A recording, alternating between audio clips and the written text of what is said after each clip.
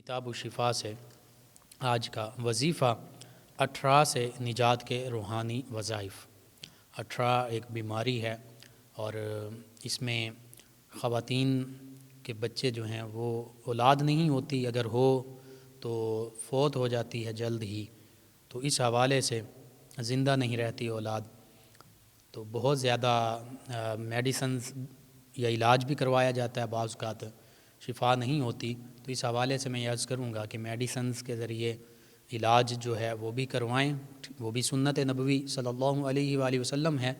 यानी दवा करना, अद्वियात के साथ इलाज, उसके साथ साथ दुआ यानी रूहानी इलाज, ये भी नबी रहमत सल्लल्लाहु अलैहि वसल्लम ही का तरीक़ा है। तो दोनों चीज़ें जो हैं इन पर अमल करना चाहिए। तो 18 से निजात के रूहानी वज़ाइफ में से पहला वजीफ़ा ये है, अक्सर हमारे लिसनर्स जो हैं, व्यूवर्स जो हैं, वो पूछते भी रहते हैं,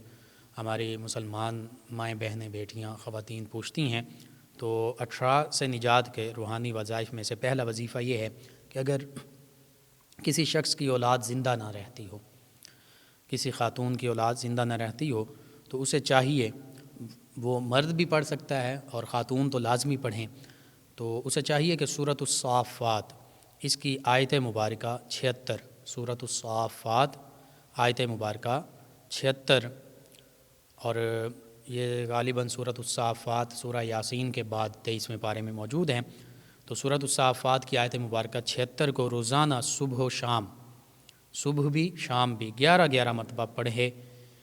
तो ये अमल उसके लिए मुफीद साबित होगा। यानी जिन वालिदैन की औलाद ज़िंदा नहीं रहती, फ़ौत हो जाती है, तो वो दोनों और ख़ुसूसन माँ जो है वो लाजमी ये सूरत उस-साफ़ात की आयत मुबारका 76 सुबह व शाम 11-11 मरतबा पढ़े। इंशाअल्लाह अल्लाह सुब्हानहु व तआला औलाद भी अता फ़रमाएगा और ज़िंदा रहने वाली औलाद अता फ़रमाएगा। आयत मुबारका और तर्जुमा भी समाअत फ़रमा लें। वनज्जयनाहु व अहलहु मिनल कर्बिल अज़ीम, और हमने उन्हें और उनके घर वालों को सख्त तकलीफ़ से बचा लिया। अल्लाह के नबी अलैहिस्सलाम के बारे में गालिबन ये ज़िक्र है, तो जब हम पढ़ेंगे तो इंशाअल्लाह अल्लाह ताला, आप पढ़ेंगे तो आपको भी और आपके घर वालों को भी एक तकलीफ़ है, इस सख्त तकलीफ़ से अल्लाह सुब्हानहु व तआला बचा लेगा। 18 से निजात का दूसरा रूहानी वजीफ़ा ये है और रूहानी इलाज ये है, सूरतुन-नहल 14वें पारे में है, सूरतुन-नहल की आयात बय्यिनात 127 और 128। सूरतुन-नहल 14वें पारे में आयात मुबारका 127, 128। इसी तरह सूरह यूसुफ़ ये 12वें पारे में शुरू हो रही है, 13वें में भी है, इसकी आयत मुबारका 64। सूरह यूसुफ़ आयत मुबारका 64। सूरतुर-राअद ये 13वें पारे में है, सूरतुर-राअद की आयत मुबारका 8, और सूरत आले इमरान तीसरे पारे में है और चौथे में भी इसका कुछ हिस्सा है, सूरत आले इमरान इसकी आयत मुबारका 36।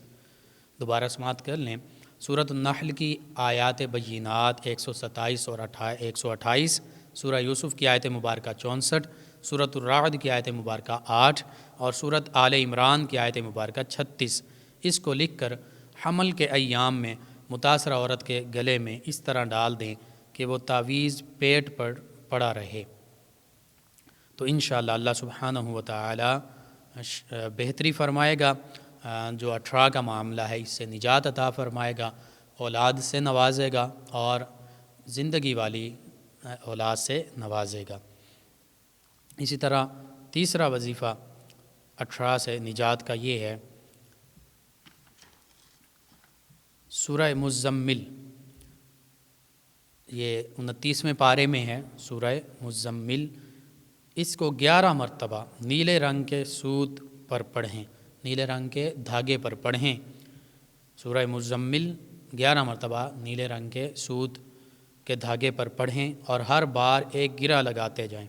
यानी एक मरतबा सूरह मुज़्ज़म्मिल पढ़ ली तो एक गिरा लगा दें, दूसरी मरतबा पढ़ी दूसरी गिरा, इसी तरह 11 गिरा लगाकर उस धागे पर दम कर दें, धागे पर फूंक मार दें। और ख़ातून खाना जो हैं जिन्हें यह 18 का मामला है, मसला है, वो औरत इस धागे को अपनी कमर पर बांधे और सूरह मुज़्ज़म्मिल को 11 मरतबा पानी पर दम करके भी पिला दें। यानी इसके अलावा 11 मरतबा पढ़ें اور سورہ مزمل پڑھیں اور پانی پر دم کر کے پانی بھی پلا دیں، انشاءاللہ العزیز حمل جو ہے محفوظ رہے گا، یعنی اسقاط نہیں ہوگا، کسی قسم کا کوئی مسئلہ نہیں ہوگا، اللہ سبحانہ و تعالی اولاد سے نوازے گا۔ اسی طرح چوتھا روحانی علاج 18 کا یہ ہے کہ بسم اللہ الرحمن الرحیم، اس کو 61 مرتبہ کاغذ پر لکھیں۔ بسم اللہ الرحمن الرحیم، ایک خالی کاغذ لے لیں جو لائنوں کے بغیر ہوتا ہے تو وہ زیادہ بہتر ہے، دوسرے کاغذ پر بھی لکھا جا سکتا ہے، تو کاغذ پر 61 مرتبہ بسم اللہ الرحمن الرحیم لکھ کر اس کاغذ کو موم جامع کر لیں اور عورت کے گلے میں ڈال دیں، انشاءاللہ 18 کے مرض سے افاقہ ہوگا، اللہ سبحانہ و تعالی شفا بھی عطا فرمائے گا اور اولاد نرینہ سے نوازے گا۔ اس کے ساتھ ساتھ ان اوراد و وظائف کو اور اس روحانی علاج کو لازمی آپ اپنے معمول کا حصہ بنائیں، اگر ضرورت ہے تو ضرور یہ پڑھیں، یہ عمل کریں، اور اس کے ساتھ ساتھ کوشش کیجئے ہر قسم کی خیر و برکت کے لیے درود پاک سب سے بڑھ کر دین و دنیا آخرت کی تمام بھلائیوں کی کنجی سمجھ لیں کہ یہ چابی ہے تمام بھلائیوں کی، اور درود پاک پڑھنا ایسی عبادت ہے کہ یہ کبھی رد نہیں ہوتی، یہ قبول ہی قبول ہے۔ نماز، روزہ، حج، زکوٰۃ فرائض ہیں ہم پر، ضروری ہیں، لیکن اگر ان کو خلوص نیت سے نہ کیا جائے تو پھر اور لوگوں کو دکھانے کے لیے کیا جائے تو یہ ریا ہے، شرک اصغر بن جاتا ہے، حتیٰ کہ ایسی عبادات ہو سکتا ہے منہ پر مار دی جائیں، لیکن درود پاک ایسی عبادت ہے کہ یہ ہر حال میں قبول ہے، یہ رد نہیں ہوتی۔ اسی طرح درود پاک کے ساتھ درود پاک کی کثرت کریں تمام معاملات میں بہتری کے لیے، اور گھر میں برکت کے لیے، کاروبار میں برکت کے لیے، رزق میں برکت کے لیے، اولاد میں برکت کے لیے، ہر چیز میں برکت کے لیے، حتیٰ کہ اولاد نرینہ کے حصول کے لیے سورہ کوثر، اس کو کوشش کیجئے کہ 111 مرتبہ روزانہ پڑھیے، اول آخر 11 مرتبہ درود پاک پڑھیے، انشاءاللہ 18 کے مرض سے بھی نجات حاصل ہوگی، اور اس کے ساتھ ساتھ اللہ سبحانہ و تعالی اپنے پیارے حبیب مکرم صلی اللہ علیہ وآلہ وسلم کے تصدق سے اولاد نرینہ سے نوازے گا، اور گھر میں ہر قسم کی خیر و عافیت اور برکات کا نزول ہوگا۔ درود پاک کی کثرت اور سورہ کوثر کی کثرت لازمی کیجیے۔ ناظرین و سامعین، آپ یہ وظائف آپ کو ضرورت ہے، خود اپنے معمول کا حصہ بنائیے، اپنے اعزاء اقربا یعنی رشتہ داروں کو، دوست احباب کو، اسی طرح پڑوسیوں کو، محلے داروں کو بتائیے، امت مسلمہ تک پہنچائیے، اس وظیفے کو آگے سے آگے شیئر کیجیے۔ انشاءاللہ میرے آپ کے ہمارے بتانے سے اگر امت مسلمہ میں سے ہمارے کسی بھی مسلمان بہن بھائی، مسلمان خواتین کا فائدہ ہوتا ہے تو انشاءاللہ یہ ہمارے لیے بھی دین و دنیا آخرت میں بھلائی، فائدے اور نجات کا باعث ہوگا۔